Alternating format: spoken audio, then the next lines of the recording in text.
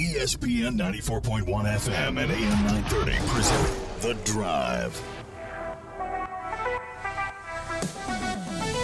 Welcome into the Tuesday, September 6th edition. Your drive begins now on ESPN 94.1 and AM 930. I'm your host, Paul Swann. Thanks for joining me for this edition. We will get your phone calls and texts in. Now, our phone line is there for you. It's 304-396-TALK to text, and to call, it's 877-420-TALK. So if you want to text in, it's 304-396-TALK, and to call the old-fashioned way. Give me a few minutes here. I don't have Tavion today as my intern answering the phone, so it's 877-420-TALK. Apparently that was a pretty big deal, me and Tavion doing the show together a couple days ago, so he's coming back this week. We're going to do more segments with Tavion, but that's tomorrow. Let's get into today. You know, how are we feeling? We're still feeling pretty good, right? Marshall beating Norfolk State the other day, 55-3. Norfolk State, I said, would be a challenge for the Herd. I said that it would be a competitive game, and you said, no, it wouldn't. And I said, don't look at the score, because 55-3 means if you look at the score, Marshall crushed them. They're going to be good in their division. Norfolk State's going to be good when playing like teams. That's just all it is to it. They'll be fine. Marshall, when getting into the Sun Belt, it's going to be competitive in the Sun Belt, but Marshall will be fine. We're going to see the difficulty ramp up this week with Notre Dame. And you know Notre Dame losing to Ohio State 21-10 really doesn't matter, because you've got two really good teams going at it. So I think at last check, it was like a 20-point spread for Notre Dame to win this one. I'm not usually a betting type, so can Marshall keep it within 20? We're going to find out all that stuff. That's stuff we're going to find out later. Next few days, we're going to break this one down. We're going to talk about it, and we're going to analyze it, and then after the game, we're going to overanalyze what happened. So that's the week ahead for us when it comes to this one. We're going to hear from Coach Huff here in a little bit. Had a chance to catch up with him this week, part of his presser earlier this afternoon. So I've got some key highlights we're going to hear from him. We'll get your phone calls in, your texts. We've also got, don't forget, I usually do this on Mondays, but, Tuesday's feeling pretty good, so I think we might just do this on Tuesdays. We've got the Drive Power 5. Not a major change at the top, but we've got a tie in the Power 5. There's 5+ now in the Power 5. So we'll go over that later. We've also got our player of the week, so that's coming up later. And again, if you're not familiar with the Drive Power 5, we take and rank the best 5 teams in the area every single week. Every single week. It could change. Spring Valley is in the Power 5, our previous number 1. And that's all I'm going to tell you. So you got to wait for that later on. Where did your favorite team fall in these Power 5 rankings? And now there's 6 of them, 6 teams. And I'll give you a hint. The tie is going to rectify itself.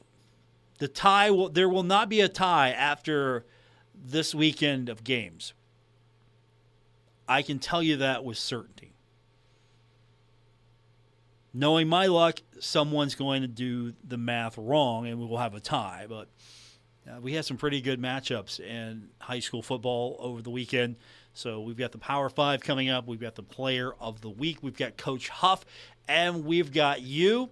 And again, the text line is open. It is 304-396-TALK, 304-396-8255. So now you know how to be a part of the program. So how we do, Herd fans? How did we do? How was our weekend? How did everybody do after the first game, after some of the things that are changing at Marshall. Thunder Street was a little bigger, right? Did you enjoy that? It was a little bit bigger. More vendors. So I saw more food trucks, and hopefully that expands. Maybe you could have even more out there. That would be great. I know tailgating, you're bringing your stuff, but a lot of people are just coming to the game. Maybe want to get something to eat before they go into the game. So the tailgate expanding into Thunder Street, still pretty good. We have musical entertainment. So, the fan experience, it's going to be growing a little bit.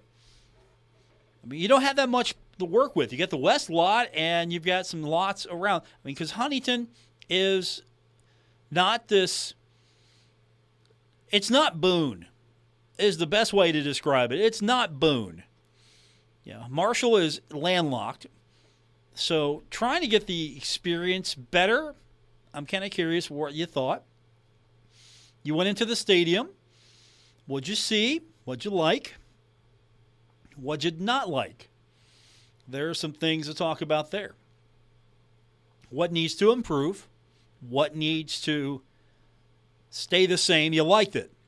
Okay, we're good there. Don't have to worry about that. So these are some things that just keep in mind. I want to hear from you about as far as your game day is concerned. I mean, the crowd looked good on TV. Crowd looked fine. It wasn't a sellout. I wasn't expecting a sellout. But student section looked good. I think taking those seats away worked. For me, it worked. Because we have not seen the fan base grow to a point where 39,000, 38,000 are going to fill Jones C. Edwards Stadium on a consistent basis. It's just not there. Not there just yet. I think 30,000 and change is fine. That's a great number. You can build that out a little bit more if you want to. But I think 30,000 is just about right for Marshall. Because historically, it hasn't been sold out. You haven't seen the higher numbers. You got to bring in a real hot ticket to get those now and then. And in this current configuration, until the project begins, to make that end zone something special, something better, you can uncover those if you need to. But I think 30,000 plus, it's right there. That's just make it a great game day atmosphere. I mean, there's nothing like being in a crowd of 60,000, 70,000, 80,000, 100,000. There's nothing like that. I mean, that's a great experience. But let's just make 30,000 a great game day experience. So I was good with that. I want to hear from you. I want to get your what'd you like, what'd you not like, where could it be better. I want to hear all of that. I want to hear from Coach Huff as well. So we're going to do that when we continue. We've got some great news, some Player of the Week honors to tell you about. And we've got our Drive Power 5. So much coming up. I appreciate you being here with me on this Tuesday. I hope you had a great Labor Day. And for those of you who actually did not have to work, I hope you had a great Labor Day. And we're just one day closer down to game number 2 between Marshall and Notre Dame. So Labor Day did us a favor. We got a day to rest, some of us did, and we're now one day closer to the game. Can't beat that.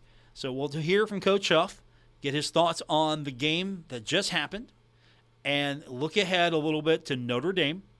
And we'll do that with Coach Huff when we continue on this edition of The Drive on ESPN 94.1 and AM 930. This is The Drive with Paul Swann on ESPN 94.1 FM and AM 930. We continue on with this edition of The Drive. It's your Tuesday drive home.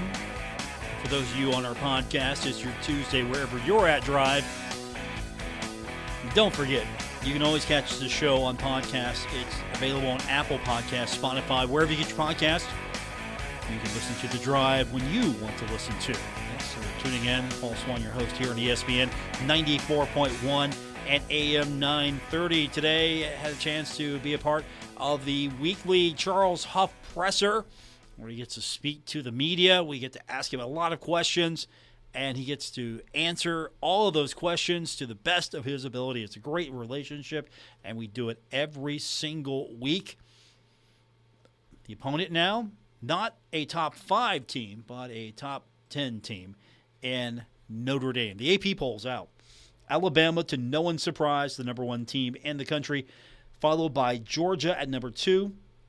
Ohio State in the AP poll is number 3, going down a spot. Michigan moves up 4 spots to number 4. Clemson is number 5, moving down a spot. Texas A&M stays put at 6. Oklahoma moves up 2 spots to number 7.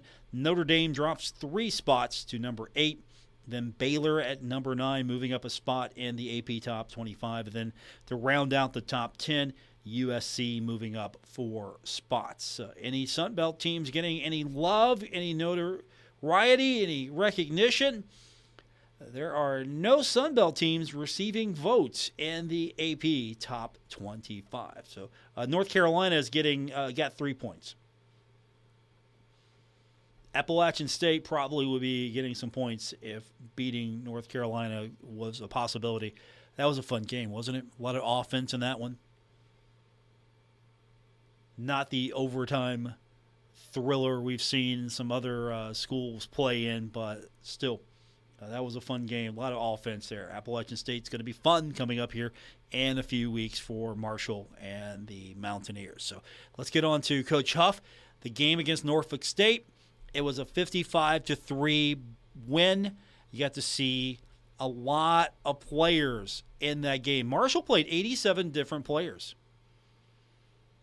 That's the most that Marshall was played since going back to, Coach talked about it, going back to maybe the Young Thundering Herd roster. So 87 different players got to play, and Coach was proud of how the players competed and support of the community. I mean, it's something we talked about a few minutes ago. The students showed up. The students looked good. I mean, everything looked better with the seat configuration closer to what it was almost originally. Of course, you know the story. If you don't know the story, the end zone used to be that grassy field with the scoreboard, the old scoreboard on. And so you needed to be 30,000 seats. That was the number. Okay, you want to be Division I, you got to be 30,000 seats. Peden Stadium was grandfathered in. But you're moving up, you got to be 30,000 seats here. You were like 28,000 and plus because you didn't do the math right when you put those chair backs in. So you had to fill the difference somewhere. So you built that lower end zone seating section. And that was fine. That was fine. Got you up to where you needed to be. But then all of this trying to get into a different conference, trying to increase seating so you can get other teams to come in, and you put up the erector set. And I thought that was a terrible one. It was terribly put together, designed. I mean, it's a sturdy structure. It's just terrible looking. And 2, Marshall has rarely been able to fill the extra capacity. I thought 30,000 was good. It was cozy. It was intimate. The atmosphere was better. So now we're right back there. And that it looked good. Wasn't spread out. The fans were closer together in the stadium. I thought, good turnout here. Good game, good turnout for the Thundering Herd. So, Coach Huff, he was pretty happy. He was happy with the way the support of the community showed up, how the players competed, and he thought the team played well. There's some things that still, there's some room to grow on, but he thought the team played really well. Thought we did some really good things. When you go back and look at the film, there's a lot of areas that we can teach from, learn from. There's a lot of areas that issues that we pointed out as areas that we need to correct in the summer and in the fall camp. We saw some of those things show up where we made better decisions. There's still some areas where we can continue to grow. I think every time you play the game, You can learn, and maybe you didn't make the play or you didn't make the mistake, but you can learn from the mistake. So I think it was really good. I think we played, pretty much a complete game, not perfect game, but a complete game, meaning all phases, all persons, all units did some things really well and consistent. That's what we're going to have to build off of in order for us to have the type of season we want to have. Got to be consistent. That's what he's looking for. So, good grades from Coach. He gave the O-line, when we talked to him in the presser earlier, O-line's Offensive Player of the Week award. So, in-house, O-line gets the nod. You look at how many yards rushing Marshall was able to amass. You look at some of the way that the running backs were able to find some spots, how wide receivers were blocking. There were some things there that really created some offense. And so the O-line gets the Offensive Player of the Week award in-house. Kobe Cumberlander, Defensive Player of the Week for the Thundering Herd. And a guy that Coach talked about a little bit more in detail was E.J. Jackson. He earned Special Teams Player of the Week, and that was really exciting to hear Coach talk about him. E.J.'s been a young man who's done a really good job at receiver, and just in that room has been battling, just trying to get on the field in different spots. But he's really taken leadership role in special teams. And what I've seen over my career is the guys who really buy into special teams create a role for themselves on offense or defense because they're playing. And what you need in football is not an opportunity. What you need is reps. You need to get out and play. You need to get out and understand the change of speed. You need to get out and understand different angles. And on special teams, you can do that. And it helps build a little confidence for some of the younger players. It gives them a little bit of a role that they can kind of take and run with. So I expect EJ to continue to do really well on special teams as his role continues to grow for us at a wideout. EJ getting that special teams nod from Coach. So congratulations to those young men getting recognized specifically from the coach. Now, we got to move on to Notre Dame. It's Tuesday. We got to talk Notre Dame. That's the game. A lot of you are heading up to Indiana to watch this. Yeah. Does Notre Dame have the newest facility? No. They have the tradition-filled facility. It's rich in history. It's old, but you can feel the history there. You have one of the best, if not best, most well-known brands in college football. Notre Dame, the Fighting Irish, worldwide known. It's college football. And so it's a big game. You're excited about it. I'm excited about it. Everyone's excited about it. Marshall fans should be excited about this. This is a big opportunity. It's not just every day that Marshall can go play at Notre Dame. And so there's that factor in getting ready for the game. It's Notre Dame week. It's just game week in the Shoey. Because Coach has talked about wanting the team to practice the same. Give it your best every day. And hey, I got to practice extra, or I got to practice harder this week. And Coach has been stressing that, if you're not practicing hard every day, and if you're practicing harder this week than you did you really do yourself any service, because you got to come at it the same.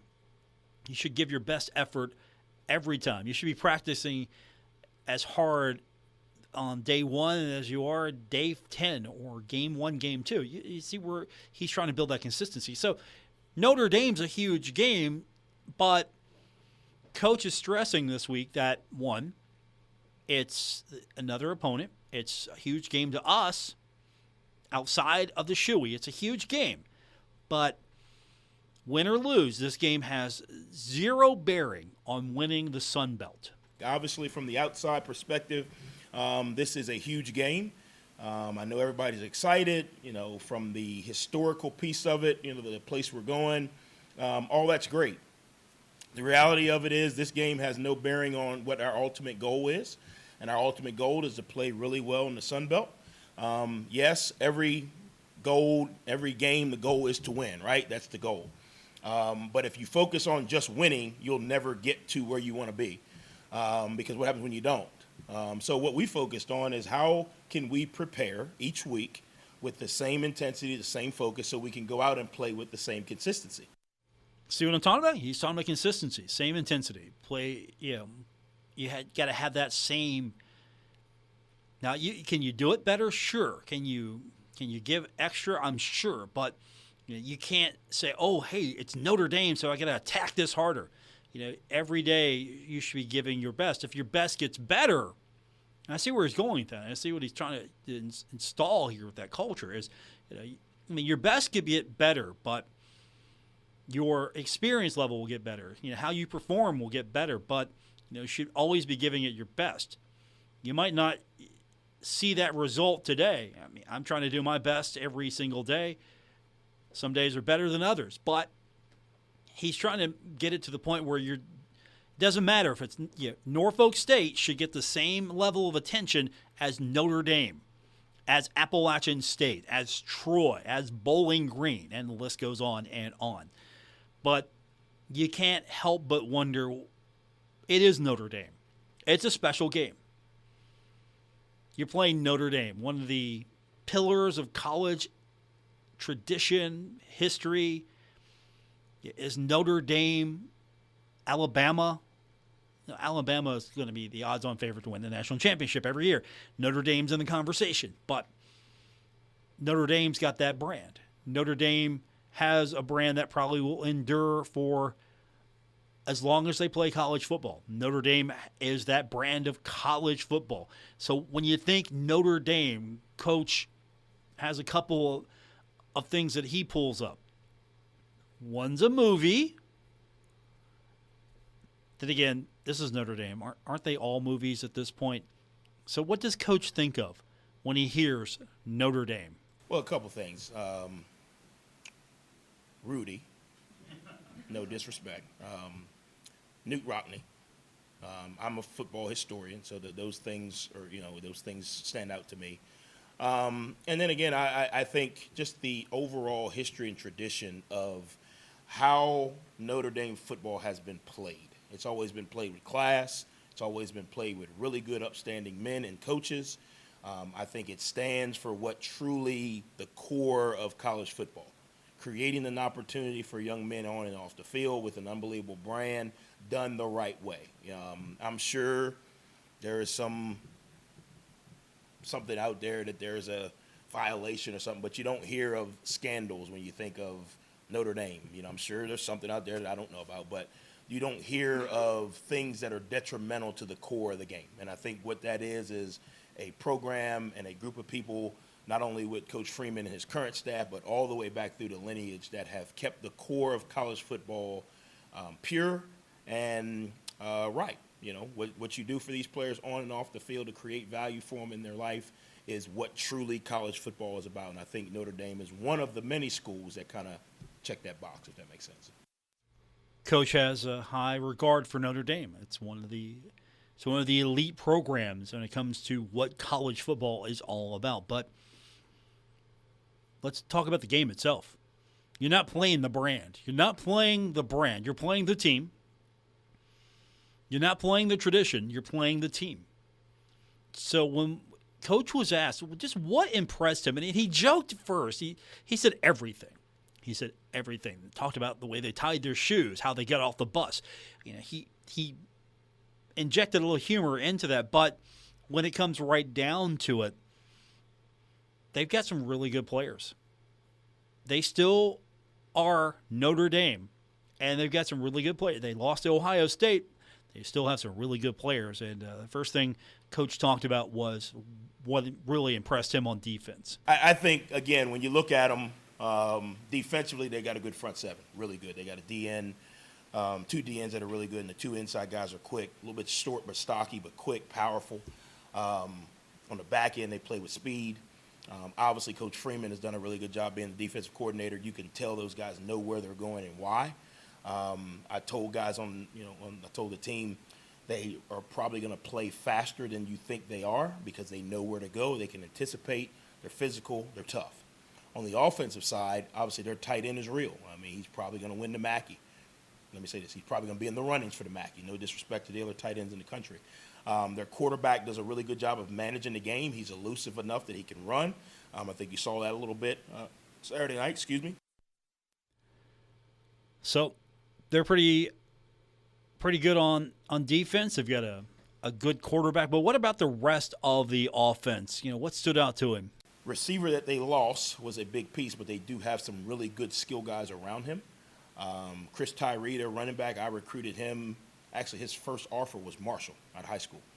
He went to Thomasdale High School. I recruited him for 3 schools as I was kind of moving around.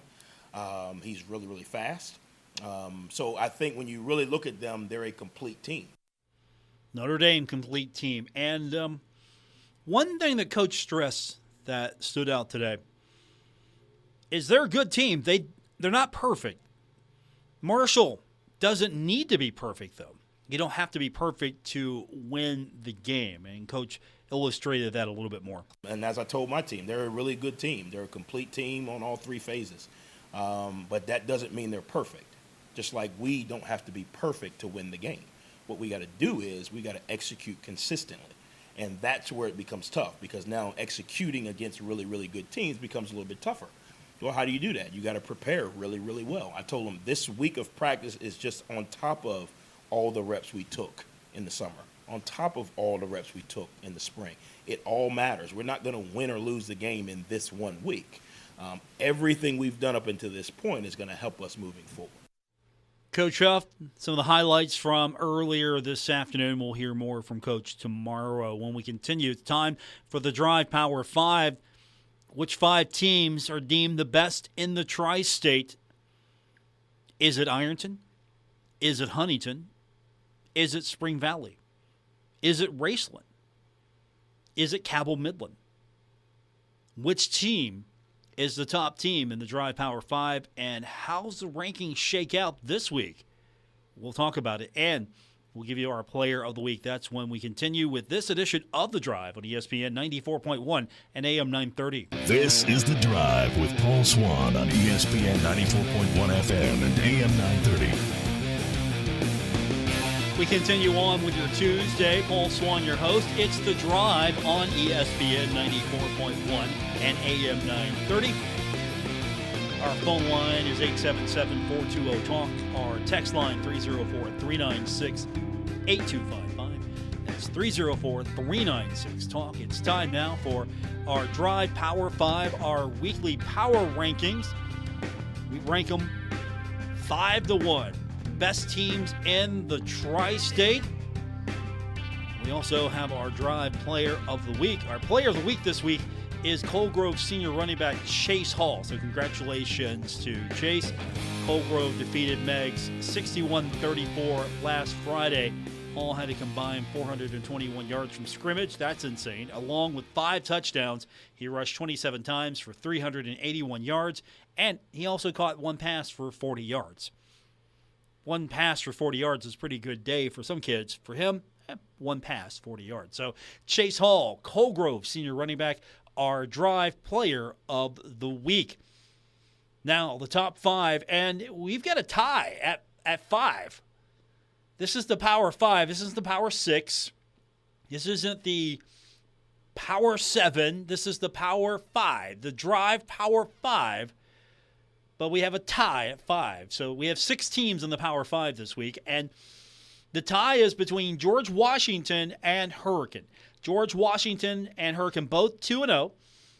George Washington got a 21-14 win over Ashland. And Hurricane got a 48-0 win over Capital.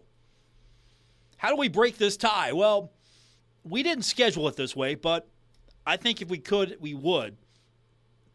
They're playing each other. Up next for GW is Hurricane. Up next for Hurricane, obviously, is GW. So the number 5 team this week is a tie.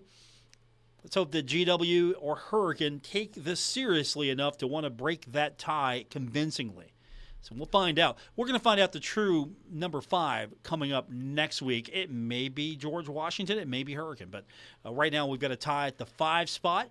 At number 4, coming in with 3 wins and no losses, the Raceland Rams. What did Raceland do over the weekend? Well, 40-3 win over Rowan County. So now they're going to take on Fort Thomas Highlands. That should be an intriguing matchup. So Raceland coming in at number 4 in the Drive Power 5. Number 3, the Huntington Highlanders. Getting the win, the first win of the season, so now 1-1. It was a 54-7 win over South Charleston. The great news is you got the win, you got losing off your back, and now you got open.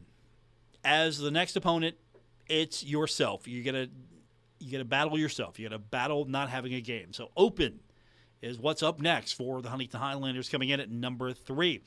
At number 2, the Ironton Fighting Tigers, 3-0 with a 34-13 win over Fairland. Up next, Johnson Central. So Ironton, number 2 in the Drive Power 5. And then the number 1 team, if you didn't guess it by now, you haven't been following along, Spring Valley, number 1, once again, and the Drive Power 5. This is the second consecutive week for the Spring Valley Timberwolves in the Drive Power 5. A 42-31 win over Portsmouth. It was a competitive game, but Spring Valley gets the win. And so what happens for Spring Valley with all this momentum? They got to sit and wait a week. They've got Open as the next opponent. So up next for Spring Valley will be Open. So can Spring Valley, with the week off, hang on to the number 1 spot? Who's to say?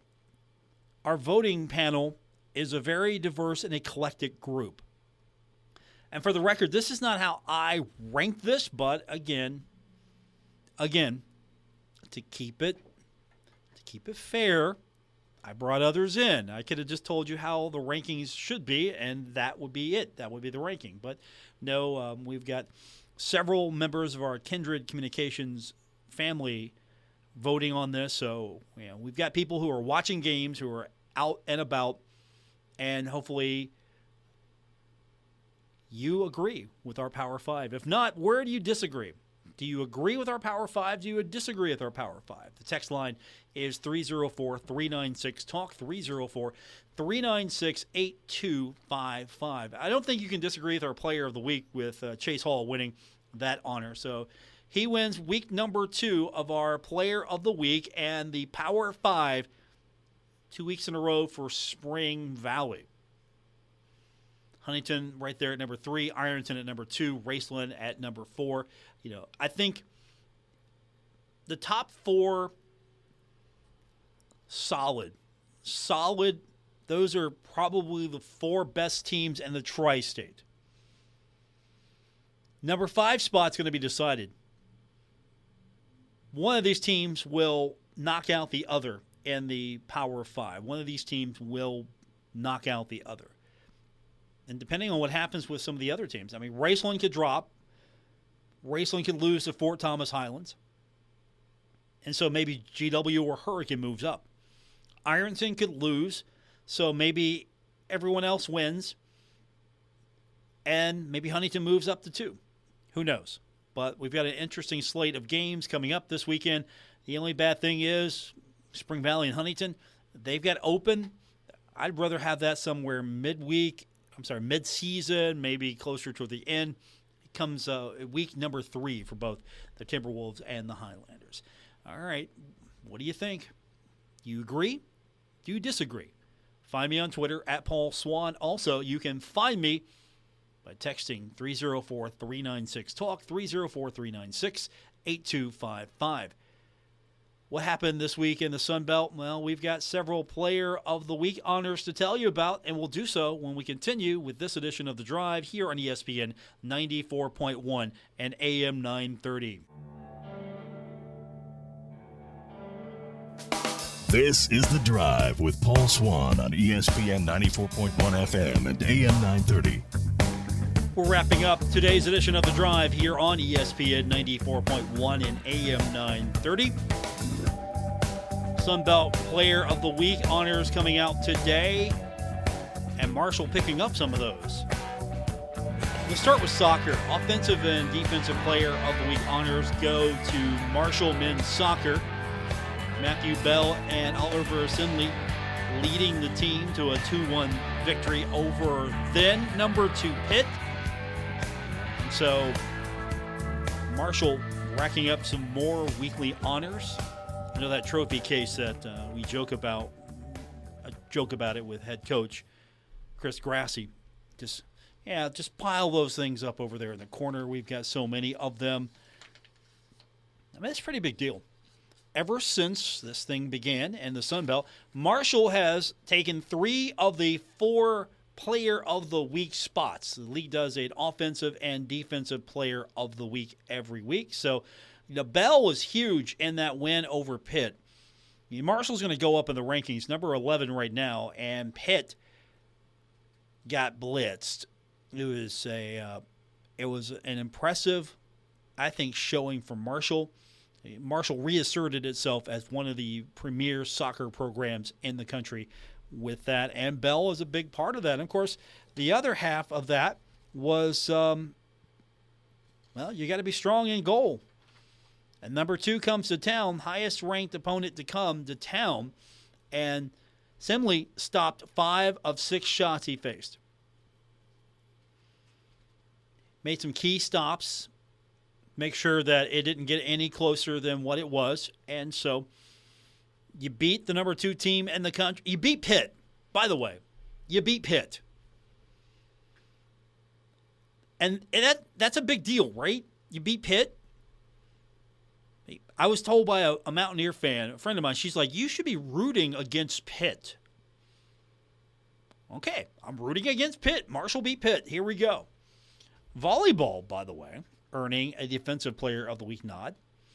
Caitlin Geller turned in a great showing. She was part of the team's win at the Miami Invitational.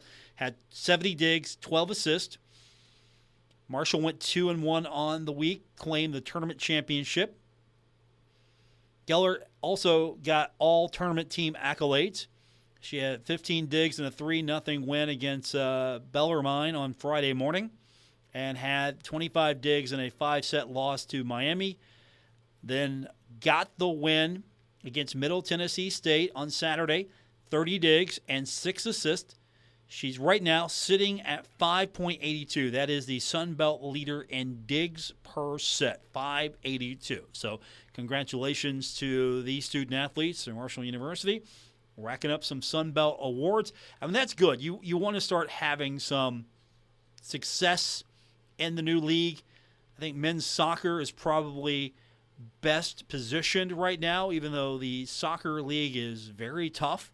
I think the men's team is best positioned to have that instant success. Volleyball, hopefully that will continue with a tournament win. That'll give this team a little bit more momentum. Maybe we'll start seeing some football names on Player of the Week accolades. It wasn't going to happen this week. This was not the week. You're playing Norfolk State. You're supposed to do well against Norfolk State. You do well against Norfolk State.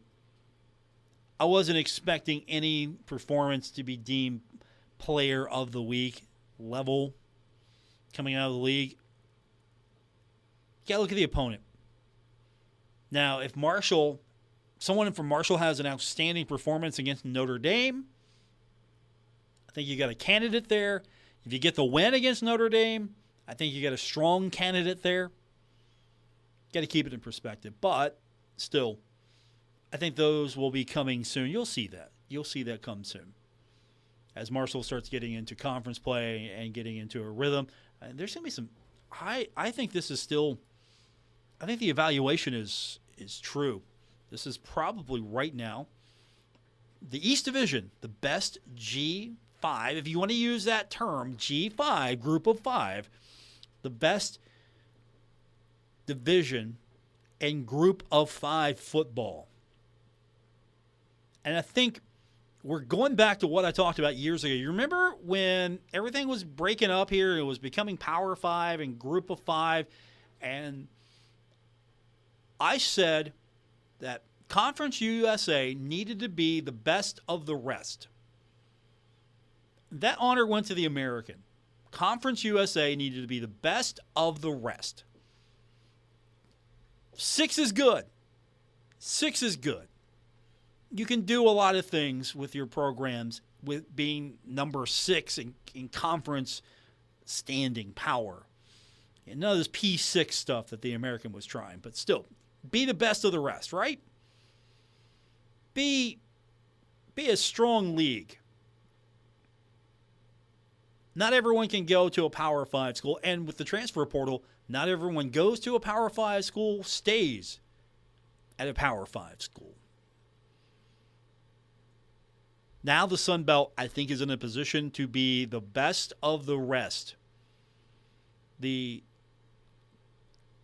highest of the second tier, and maybe flirting with always being right there.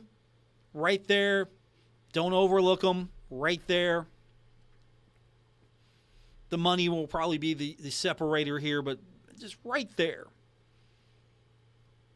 And get some wins that you're get the wins you're supposed to get, and get some of those big wins. Yeah, Appalachian State making some noise, didn't get the win, but making some noise. Old Dominion beating Virginia Tech, making some noise. Those are the things you need to do. And that's going to do it for this edition. Thanks for tuning in. Back tomorrow. Don't forget, you can find me on Twitter at Paul Swann.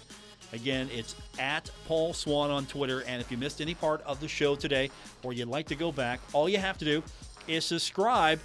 Or better yet, my dentist doesn't like that term, subscribe, because he's always thinking I'm asking him for money. And after I see the bill, I'm asking for a discount. Follow the show. Apple Podcasts, Spotify, or wherever you get your podcast. I actually saw my dentist on Saturday. He was happy after the game. So if Dr. B is happy, I'm happy. That's going to do it for this edition of The Drive here on ESPN 94.1 and AM 930. WRBC Huntington, W227BS Huntington, your flagship home of the Marshall Thundering Herd and The Drive with Paul Swann, ESPN 94.1 FM and AM 930.